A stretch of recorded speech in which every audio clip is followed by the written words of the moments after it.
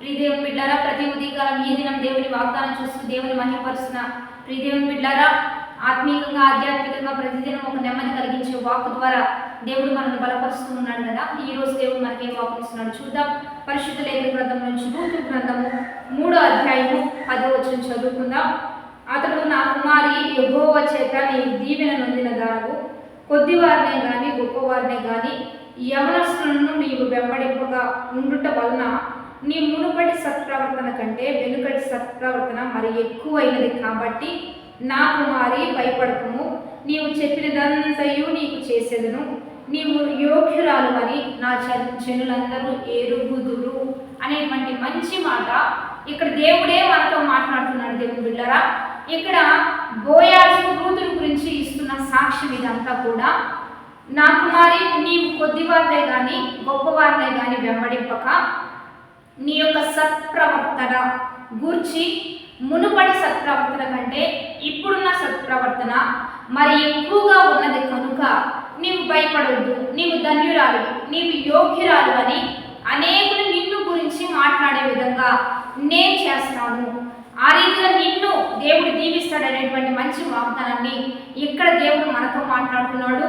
ప్రభు అయిన యేసుక్రీస్తు ఈరోజు మనకిస్తున్న గొప్ప కృప ఏంటంటే, నీవు యోగ్యురాలివి, నీవు ధన్యురాలివి, నిన్ను యోగ్యురాలని, నిన్ను ధన్యురాలని అనేకులు ఎరిగే విధంగా నీ పట్ల నేను కృపదించుతా. ఎందుకంటే నీవు ఎవరిని అనుసరించి నడుచుకోవట్లేదు, కానీ నీ భక్తి ఏంటో, నీ విధానం ఏంటో, నీ జీవితంలో నీవు ముందుకు కొనసాగుతున్నావు. కాబట్టి వాళ్ళ ఏదో చేశారని, వీళ్ళు ఏదో చేశారని, వాళ్ళని చూసి వీళ్ళని చూసి, లేకపోతే నీ పక్క వాళ్ళని చూసి నీ జీవితాన్ని పాడు చేసుకోకుండా ఏ రీతిగా నీ అత్తకి నీవు లోబడి, ఒక అధికారికి లోబడి, మంచి అధికారం క్రింద నీవు లోబడి జీవించడం బట్టియే, నీ సత్ప్రవర్తన బట్టి నీకు ఈ దీవెన వస్తుందని బోయాజు రూతుల గురించి ఇస్తున్న మంచి వాగ్దానం. దేవుని బిడ్డలారా, ఈరోజు మీ జీవిత విధానాన్ని కూడా దేవుడు చూసి మీ ప్రవర్తన, సత్ప్రవర్తన బట్టి నేను ధన్యురాలంటారు, నేను యోగ్యురాలంటారు, నీవు సర్వశక్తుని యొక్క రెక్కల నీడలోకి, ఆయన యొక్క మరి ఆరోగ్యకరమైన సంపూర్ణ బహుమానంతో దేవుడు నేను నింపుతాననే వాగ్దానాన్ని ఈరోజు నీకు ఇస్తూ ఉండగా ఎవరిని చూసి నువ్వు పడిపోక.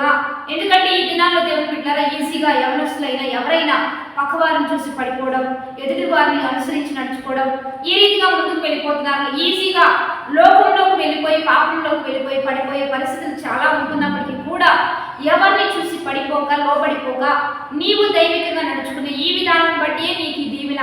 కాబట్టి మన జీవితంలో మనం దైవికంగా నడుస్తున్న విధమును బట్టి, దేవుని మాట విని అనుసరించి నడుచుకునే విధమును బట్టి ఎవరిని చూసి లోకంలోకి వెళ్ళక, పాపంలోకి వెళ్ళక, దైవత్వంలోనే ఉంటూ దేవుల్లోనే ముందుకు నడిచే ప్రతి ఒక్కరికి దేవుడు ఇస్తున్న బలమైన వాగ్దానం.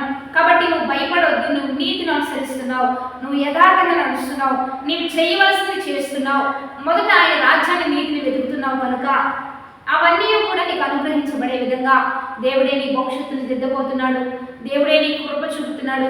కాబట్టి భయపడక ధైర్యం తెచ్చుకో. పరిపూర్ణ బహుమానం, సంపూర్ణ బహుమానంతో దేవుడు నిన్ను నింపుతూ, ఈమె ఇక్కడ మరి దేవుని బిడ్డల శాపభరితమైన ప్రాంతం, దేశం నుంచి వచ్చినప్పటికీ కూడా ఏ పొలంలో పరిగ వేరుకుంటుందో అదే పొలానికి మరి యజమానురాలిగా, ఒక అధికారిగా దేవుడు చేసినట్లుగా ఈరోజు నీవు ఎక్కడ ఉంటున్నావో, నీవు ఏ ప్రాంతంలో ఉంటున్నావో, నీవు ఏ ఉద్యోగంలో ఉంటున్నావో అదే స్థలంలో, అదే ప్రాంతంలో అధికార పదవినిచ్చి దేవుడి నిన్ను గొప్పగా హెచ్చించబోతూ ఉండగా దేవుడి కృపలో వర్ధిల్లుదాం. ఈ వాగ్దానాన్ని గట్టిగా పట్టుకుందాం. భయపడక ధైర్యంగా అనేకుల దృష్టిలో మాదిరికరమైన జీవితాన్ని జీవిస్తూ ధన్యురాలిగా, యోగ్యురాలిగా మంచి జీవితాన్ని కలిగి మనందరం ముందుకు కొనసాగుదాం. వాగ్దానాన్ని బట్టి ప్రార్థన చేద్దాం. పరిశుద్ధుడా, మహోన్నతుడా, గొప్ప దేవా, ఈ దినం మీరు మాకు ఇస్తున్న బలమైన వాగ్వచనాన్ని బట్టి నీకు మహిమ.